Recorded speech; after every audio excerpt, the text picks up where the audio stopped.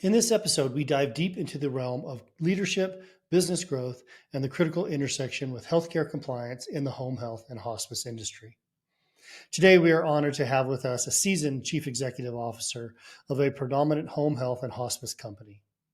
Our focus will be on understanding the expectations of compliance officers in this field and how CEOs can foster respect and confidence within their compliance officers. Let's dive into it.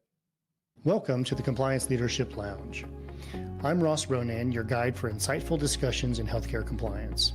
In our lounge, leaders and experts gather together to share their perspectives and wisdom. So grab a chair, make yourself comfortable, and join the conversation as we dive into the strategies and stories behind effective compliance leadership.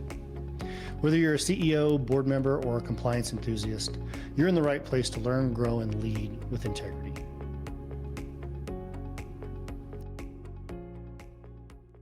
Welcome and thank you for listening to the Compliance Leadership Lounge. Today we have a very special guest, Larry Nabb, who is the Chief Executive Officer for Jet Health, a home health and hospice company that's headquartered in Fort Worth, Texas. Larry, thanks for joining me today. I appreciate it. Thanks, Ross. Thanks for having me on. Of course. Larry and I started working together. I want to say it's about 2 years ago, but let's not let the facts get in the way of a good story, right? And I think Larry was the CEO of a home health and hospice company. He brought in Ronan Healthcare Consultants to help emphasize the compliance structure that was already in place. And I'll tell you from my perspective, Larry may have a different perspective on the matter, but we kicked it off and grew as colleagues and actually became quite good friends during that time period and really created a great relationship. I have a lot of respect for Larry and what he does as the CEO. And I think the vast experience that he has in home health and hospice and in that arena in and of itself, which can always be somewhat of a compliance frustration or nightmare or whatever you want to read from the OIG's perspective. Home health and hospice has always been a hot point for those areas. I trust and respect those people who are in that industry. So Larry, again, I appreciate it. Talk a little bit about your experience in healthcare, where you came from, what you're doing now, and give us a little bit of background on you. Awesome. Thanks again for having me on today. And your recant of our initial encounter is absolutely right, especially as we grow to become friends. And I think because we're so aligned, we're enthusiastic about what we do. But more importantly, I think there's a ton of accountability to doing the right thing, which I think we're going to talk a little bit about today. So my story is a weird one. I started way back when it's my second career. So I was a banker, if you can believe that, a wealth manager. So my job was to make really rich people even richer. So I was 16 and a half years as a wealth manager banker.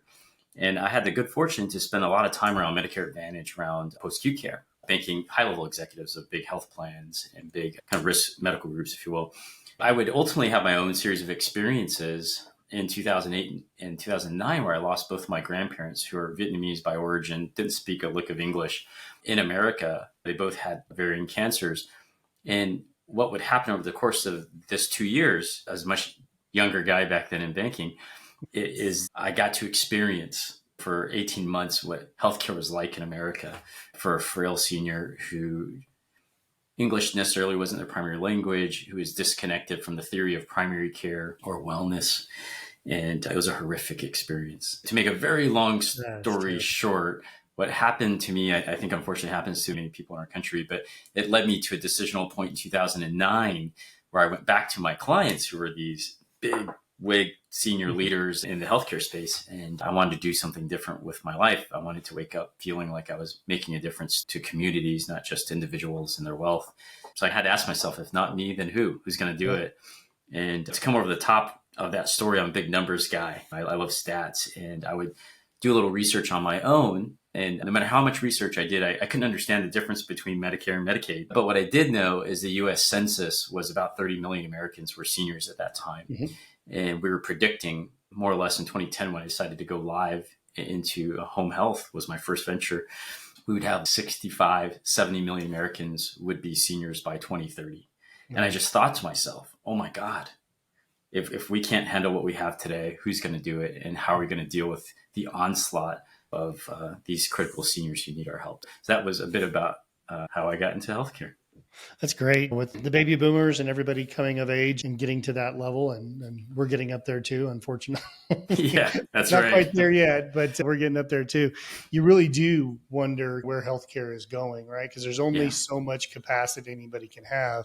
And on the home health side of it, it's such a valuable piece of healthcare that allows people to stay where they're at. They get feel comfortable in their own situations, and I feel like they do have a lot more chance to progress and to get better. And obviously, hospice is what hospice is, but the compassionate care pieces of hospice is just it's something that everybody needs. And we had the same kind of hmm situation where we lost our parents, and those two types of industries came in very valuable for us in our lives. So I absolutely. appreciate sharing that, and thank you for all the work that you do in that space. So that's great. Oh, yeah, thanks. I'd add just the crisis is only growing, right? We have what we think would be that still 70 to 80 million people over the course of the next 5, 7 years that we're going to have to figure out how to solution. We're at 50 something million Americans are seniors today. We're saying that another 15, 20 million Americans are coming our way.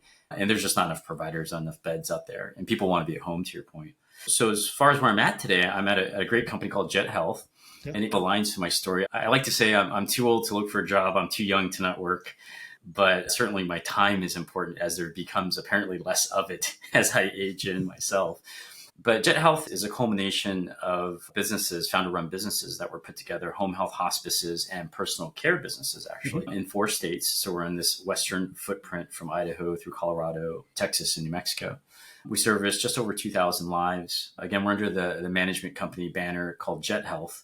But downstream, we have different entity names in each of those communities. And what really attracted me to Jet Health was this whole philosophy or this premise of why I do the work, which is I really want to transform communities that we live in, which means I really want to be part of a movement where we can identify a critical individual early in their disease trajectory and really help them with good care coordination, with strong provision of services, with high quality experience, kind of navigate those years of their life, right? With the acknowledgement that they could maybe stabilize, slightly improve, but over time they're going to decline. So our services, the way I see it, gives us the ability to care for people for the last 3 years, if not longer, of their life, which I really enjoy. That's excellent. It's such a valuable service line and industry that you're championing here. And fortunately or unfortunately, it does come with some compliance issues on the Yeah. outwards. Yeah. A lot of some, a lot of some. We'll dig into that. Everything that's valuable and everything that's out there, someone's screwed up somewhere down the road and put a bunch of regulations in place, so we have to follow them. So That's right. You got it. we're all paying for bad deeds of others, but that's okay. Um, That's the truth. it's the way it's always been. So, since the Compliance Leadership Lounge, we do focus on leadership and relationships with leadership. I always ask my guests right off the bat, what is your favorite book about leadership, and then why? What did it resonate with you, and how do you apply it? Sure. There's a book out there. There's a gentleman, ironically, that you would have met along the way too. His name's Paul Gustafson, and he wrote a book called Team of Leaders. And Ross, there's so many great leadership books out there. But this one really resonates with me, especially at this time in my life, because it keeps it simple in the philosophy that you really have to win hearts and minds in what we Mm-hmm. do. We're in an industry where it's human beings helping human beings. And you have to win hearts and minds to get people on board with doing the things you need them to do, like Right. being compliant, like driving quality, following process. But what Paul does in this book is he really unpacks a team of leaders, this idea that the best companies are ones where every member of the team is deeply empowered and takes ownership of the business as if it was their own. So really what it does is it really shifts that leadership paradigm, and it takes somebody like yourself or myself who might be in a senior executive position, and it really turns us into truly coaches at first, but then over time turns us into advisors where we get on board our team of leaders, why it's called team of leaders, and different theories of how you drive culture, how you develop people, how you collaborate. But it really removes us from the middle of that structure. Like most companies have this top down effect, essentially, Right. and it puts us on the outside where we're almost like calling audibles from the side. But the team in itself is a team of leaders and a team of coaches. And what I'm finding is that sort of philosophy really works well in our type of business. a business where you have just layers and layers of clinical managers, of nurse supervisors, of VPs, of directors. It's really just about trying to simplify everything around culture, but being very clear about process so Hmm. that people have a tool to refer to follow process. But ultimately, you empower these communities of people, nurses as an example, or CHHAs or finance team, to really become their own team of leaders and drive their community of work, if you will, to high levels. So anyways, it really, to simplify it, I think it just unpacks and redesigns organizations to really focus on process and Right. focus on the group as a team to lead the business versus the CEO calling all the shots. It's really great because I listened to this other thing and I always forget who quotes things. So Yeah, I don't take them on as myself. I just give a random air quotes to somebody who sure. said this thing, right? So when you said leaders become advisors and mentors and coaches and Hmm. really trying to bring people together, I heard this the other day and it was managers do and leaders be. That's right. And what does that mean? So managers can get stuff done. They're going to put their head down. They're going to work, and that's great. And leaders don't do that, otherwise they become managers. But when you Yeah. talk about being an advisor and a coach and a mentor, leaders lead with integrity. They are this thing Yeah, that people look at and respect and they want to learn from. So, that's right. and I think that's a great reference to that book. I have not read that, but I am going to pick it up and I'm going to read it now. That's great. And I think final note on that is for all of our businesses and what we do, back to the crisis with how many seniors are coming our way, we've got to scale. We've got to scale. If we don't, we're not going to meet the need of a lot of people who need us. But to scale, we have to be super organized and we have to have more coaches and advisors teaching the larger companies how to get there. Yep. And leading with integrity. So That's right. that's our Absolutely. model. That's right. Absolutely.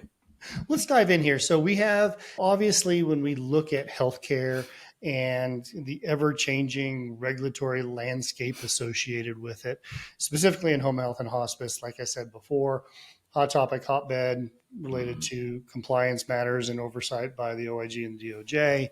When you think about a compliance executive, and I use that term very specifically because we talk a lot about the difference between a compliance officer who is more like that manager and can do all those kind of things, to this compliance executive who is of the highest levels within the organization, can Yeah. have a meaningful conversation with a CEO and a board and Mhm. just in itself be a leader, right? So when you think about a compliance executive in your position as the CEO, what do you look for primary responsibilities and expectations of that compliance executive? And then how do you see the difference between that and someone who's just a compliance officer that's just going to do tasks and task mastering? I think the most important, there's a few things that come to mind. I think that the top sounds broad, but the top and most important thing is the right compliance partner. So finding an executive that not only has the chops, the experience, the background, integrity, the moral fiber, all of the table stakes, but behaves like a partner, right? So to the CEO, to the CFO, to the board, really approaches it as a partner in the business versus a top-down hammer approach of this is what the law says. So just having someone with a strong partnership and business mindset, I think too, then that person has to be accountable to help set the framework to the right type of program. There are the elements of compliance which bode through and through true to every healthcare company, but each company dynamically is a bit different Right. culturally. So ensuring that we build the right program, the right mechanisms, if you will, to have a highly executable, highly efficient, and to the letter of the policy, right, the reg, et cetera, program. Having someone who is incredibly interested in education and creating awareness throughout the company. What I find is some of the best companies I've ever been a part of is where the compliance executive is looked at and revered in the company by all colleagues. And maybe they don't always have the greatest conversations with compliance executives depending on their actions, but they respect the person and the person is notable throughout the business. So they know that everything we do is around compliance. So we create a lot of awareness and obviously a lot of education. That's good. As fun as it can be, education. It just compliance becomes part of what we do. So someone who has a mindset that says compliance necessarily isn't a program as much as it's part of our culture and what we do. The other piece too is having a compliance executive that takes stock in the overall culture of the company, that participates in the orientation of new employees, that cares about things like turnover and things like that.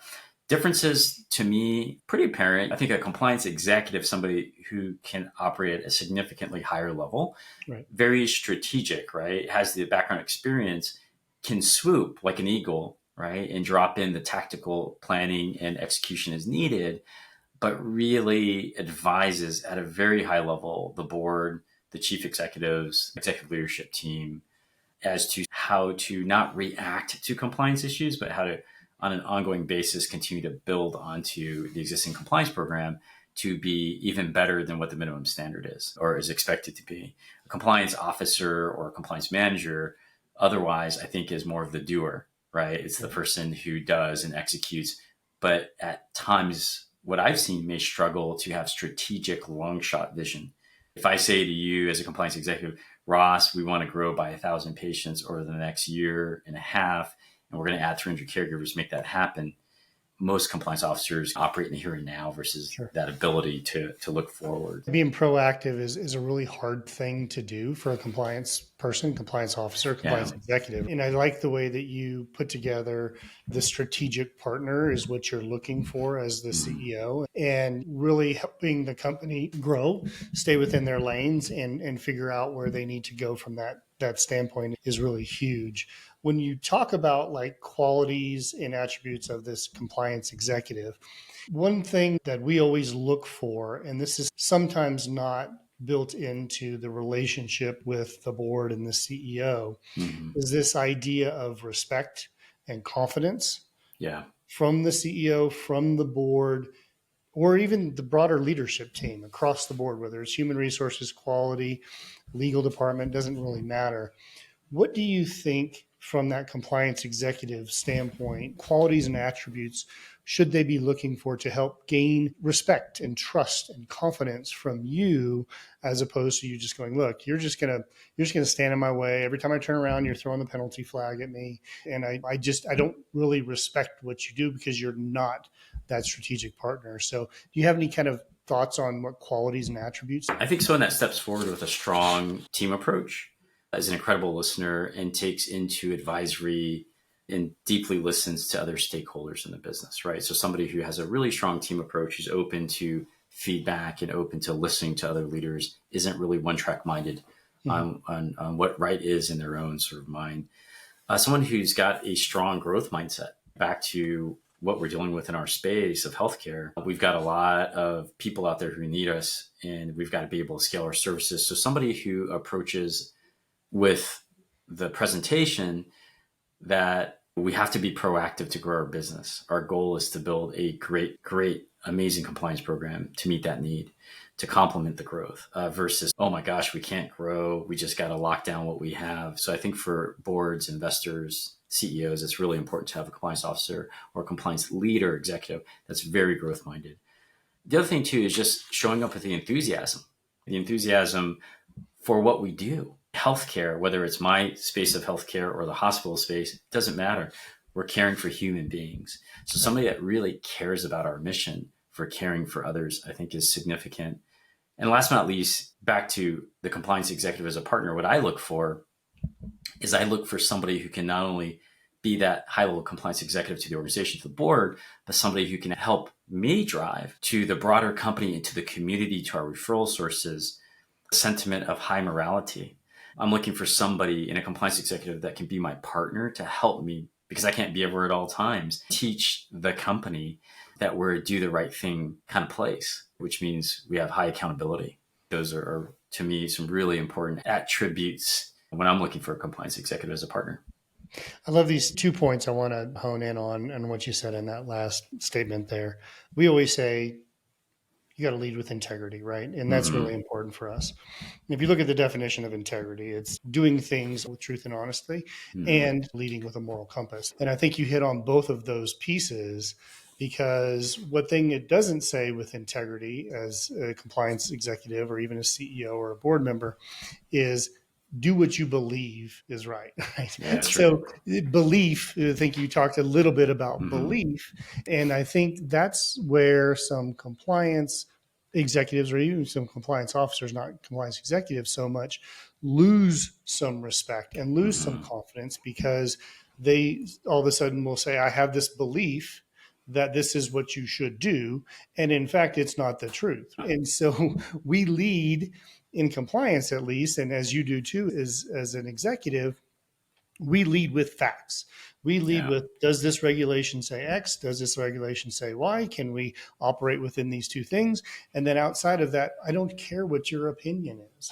yeah, Like your belief system may be over here, and that's that's right. fine. We don't have the same belief system, but we operate with facts and truth. That's right. And I do think that is the number one way, like you said, just to Mhm. bring it back to your statement.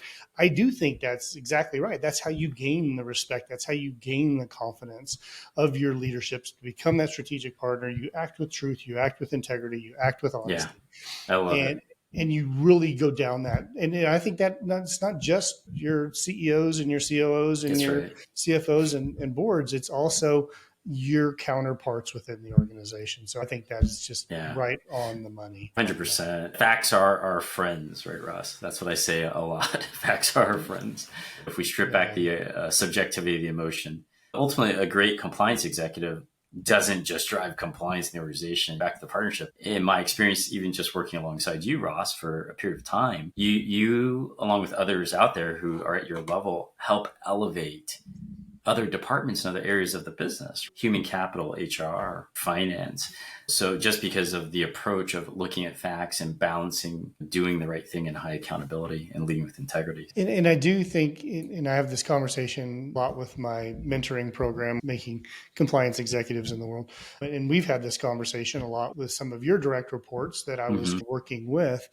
When the compliance officer or the compliance department starts taking over things that other people are supposed to be doing, whether it's human resources, quality, or whomever, you are essentially stripping them of their ability to manage and be responsible for what they need to be responsible for. Essentially, you're dismantling their authority. And that's the worst thing that you could possibly do.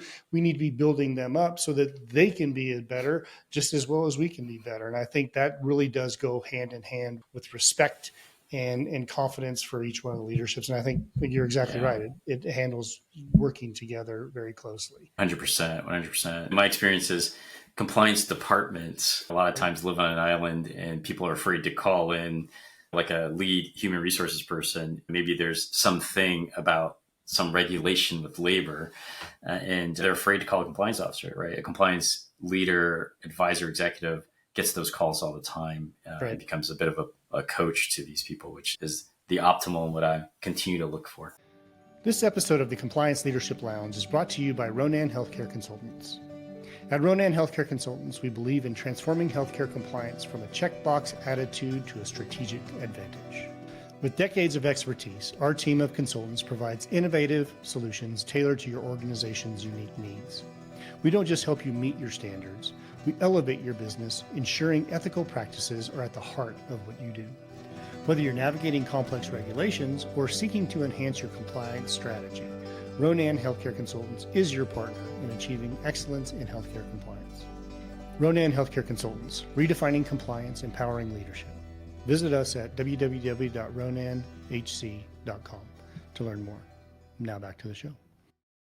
When you talk about bringing them in as a strategic partner, and let's say you have that right person, and that's that right executive person, with this crazy regulations and what you can do and what you can't do in guidelines, how do you effectively balance between bringing them in to help foster some innovation and growth within the company, as well as maintaining the guardrails on those regulations? And I think a lot of that is driven by the CEO, because a lot of the direction, a lot of the conversations that the compliance executive is having is direction from the CEO. And you have the ability to bring anybody you want to out of your executive team into a strategic planning meeting, or you have the power to go, no, you're out. I don't want you part of the strategy and the growth of the company. So when you talk about that, how do you effectively balance who you bring in and what's going to make a good leader? First and foremost, if I've got the right partner, we'll assume that.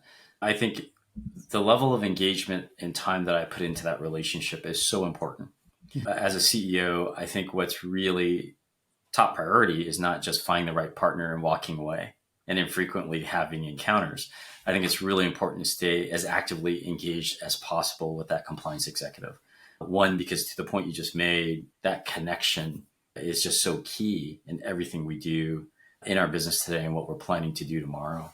Second, I think it's really important to prioritize the philosophy and the culture of compliance throughout the whole company, so that compliance partner is recognized as a key stakeholder in the business itself, not just in compliance, in the business, to all of leadership and to everyone in the company. As an example, if it's Ross, they know who Ross is, they know how to get a hold of Ross, and they're not afraid of Ross. And they also understand that Ross is a key part of celebrating our wins as a family, as a business unit as well in our services, not just compliance. And last but not least, I think it's really important to not micromanage, right? In the sense that if you've got the right compliance executive, you've got the right modalities of communication, to really allow them that freedom and that space to embed and become on their own true partners to the other executives, the site leaders, the other leadership teams in the company, so that they have their own rapport and relation, if you will, so that not everything has to go through the CEO. I would say very close with my compliance executive, having other stakeholders in the business having a similar or their own type of relationship with the compliance executive is really important. But it all starts, I think, with the CEO in any company prioritizing the significance of compliance, and that it's not just a program, it's just what we do. And it's easier said than done. You've got to find the right partner to help establish that. But it really does drive the culture of compliance. When we talk about how you draw a culture of compliance from the top down, Yeah. it obviously starts with the board, because if you don't have a engaged board that cares, right, that's going to make you as the CEO a little bit kind of disconnected, I think, maybe with the situation. Right. But when we talk about the culture of compliance, leading from the top down, I think is where you're indicating that you got to have that right executive team to build that culture. That's right. And lead through it. So how do you implement that across the board? Even if I know you personally and I know you professionally, and I know that you're going to drive a culture of compliance regardless of who's in your compliance position, you'll take it over yourself if you have to, because that's who you are. But if you didn't even have, like, how are you going to drive that culture of compliance? You know, it's interesting because I think there's the formal approach to driving a culture of compliance, right? And there's the informal mechanisms. And I think the formal ones are the obvious ones, right? I don't know that a lot of companies in our space invest enough in compliance. So I think investing in a not just a program, but in the physical FTE, if you will, and other potential vendor partners you need. So things like an internal audit program, an external audit program, ensuring that you've got the right reporting mechanisms, tracking mechanisms, right? So one, I think the more formal ways that you ensure it's embedded in the culture is really investing heavily into compliance. Don't overlook it. My advice to anybody in our space, we're so highly regulated. Two, ensuring as the chief executive that you really talk all the time about doing the right thing, about compliance. But there's this other part that I don't know that I hear people talk about a lot, which is even when people aren't looking, you always have to be doing the right thing. So how do you teach that? And I think so much of it isn't just myself. It starts with me. I would maybe guess, but I think it's broader, right? The executive leadership team as a whole, the site leaders as a whole, the clinical leaders as a whole, we have to be so well educated and knowledgeable to regulations, to policy, to what good and great looks like, what is right and what is wrong. But when we think no one is looking, somebody is always watching. We're in a fishbowl. As a leadership team, we always, even in the small things, have to be recognized as doing the right thing when nobody's looking. I'm being a bit broad, I think, but I think there's the formal approaches to how you build and embed compliance in the culture, but there's a lot of informal ways that you got to go about it. And it's in just your behaviors, your words, your actions. I love that. And I don't think you're being broad at all. I think act like no one's watching. So, so literally doing things when you don't have the spotlight on you, and you don't have the town hall meetings, and what you do is with integrity. That's far too often overlooked. And it's not just compliance executives and CEOs and board members. It's everybody, right? We should actually, in a life, I think we should always act like that. That's right. Yeah. typically you get me 100% no matter what I'm doing. So that Yeah. could have good things and bad things depending on what day it is. What would be some final advice that you have for aspiring compliance officers who want to be compliance executives, who want to work with you and with home health and hospice? And you're like, hey, by the way, this is what I'm looking for. Don't forget this, and make sure you pay attention to that. What Yeah. are some good advice? Absolutely. There's an old saying in the Navy from years ago. My dad was 30 something years in the Navy, and he used to bring home these pencils, and it said, it's not just a job, it's an adventure. So, my first warning to all aspiring compliance executives in our space, it's not just a job, it's an adventure. No, all kidding aside, I think if the payout of the feeling of changing populations and helping communities is tenfold, the most amazing feeling. And I think a great compliance executive can have that feeling, can definitely help us execute on getting there. Some of my top tips, I think, would be, or words of encouragement. It's not just about the law. It's not just about regulations. It's about a service that we're providing, Mm-hmm. right? So as you look to maybe embed yourself or partner with a business like ours, come forward not just as a compliance expert to regulations, to policy. We need that. We want that. Sure. We have to have it. Come forward with a real partnership mindset, with ego aside, with a humility and desire to really want to help others. Now, I think that's really important. It's not just our patients. We talk about our patients all the time. That compliance executive to me is also here for us internally to help us as a culture, as a company, to protect us. So come forward as a partner, come forward with a strong business mindset. And hey, everyone's got their thing, right? Some people are better at certain things than others, good at Excel, not good at Excel, good Mm-hmm. on an income statement, not. But come forward with as much desire to want to learn about the business and stay focused on growth, because that's the world we live in. We have to grow and scale, really important. And I think the last and really most important piece is recognize the value you bring and sleep so good at night, knowing that it's not just about compliance programs, right? A great compliance executive isn't just that person to build a compliance program, to be a reporting mechanism, to work on active compliance matters. There's somebody that helps protect what we have and really assist us in growing into the future. M&A, right? A great compliance executive can be a great partner for helping us in acquisitions and looking at internal audit. It's funny, we talk a lot about compliance. We don't talk a lot about quality related to compliance, but a great compliance officer helps us improve quality because they help us from an internal or external audit perspective identify how we can perform better, which means we change more and more lives of others. So again, I think my most important piece here, probably of all of it, I just said, is come forward really as a strong partner with a business approach to wanting to help grow a business and care, not just for our patients, but for the people that you work alongside here internally as well. Great advice, Bravo. I appreciate that. I think CEOs listening to this should take some notes from what you expect from your business. Board members should have that respect from their CEOs as well, figuring out what they're putting into place. And compliance enthusiasts and officers should hear those words and live by them. So I really appreciate that. Last question, asked with all my guests, and we call this health is wealth, right? What do you Yeah. do to take care of yourself? Because professionally, to be a business athlete, you got to take care of yourself as well as take care of your business. So what do you do to take care of yourself? At my current age in life, Ross, it's absolutely watching what I eat. I can't eat like I used to, but I love being outside. I love getting outside and getting into the mountains. I love to go hiking and love to be outdoors, a lot of outdoor adventures.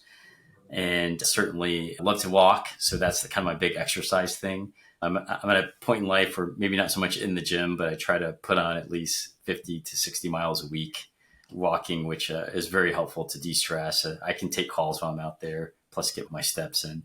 And then just other things is I love to cook, love to travel, love to see new places and learn about new cultures. So I think to your point, health is wealth, and important to not let it all bleed together at one time, right? To at times feel like you have outlets. Well, that's great. No, I love hearing the different ways that people take care of themselves. So Larry, thank you so much for joining us today. I really appreciate it. Again, we'll get together very soon, but thank you for being here today.